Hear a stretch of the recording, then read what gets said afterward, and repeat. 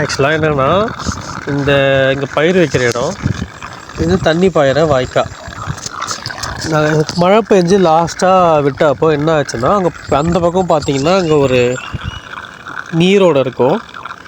ஃபுல்லாக ரொம்பி இந்த வாய்க்காலுக்கு இந்த சின்ன சின்ன மீனுங்கள்லாம் வந்து இதில் இருக்க ஆரம்பிச்சது. ஃபுல்லாக இது வெயில் காலத்தில் தண்ணி ஃபுல்லாக காலியாகிடும்.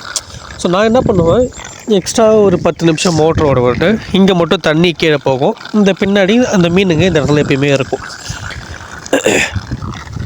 தண்ணி காலியாகக்கூடாது, மீனுங்க இறந்துடக்கூடாதுன்ட்டு எப்பயுமே இந்த இடத்துல தண்ணி எக்ஸ்ட்ரா ஒரு 10 நிமிஷம் போட்டு இந்த இடத்துல மட்டும் தண்ணி இருக்கிற மாதிரியே பார்த்துட்டு இருந்தேன்.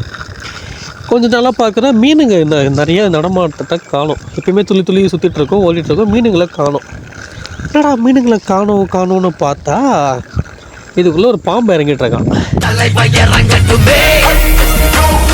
ஆக்சுவலாக எனக்கு இந்த மீனுங்களே சாகக்கூடாதுன்னு தான் பார்த்துட்டு இருந்தேன்.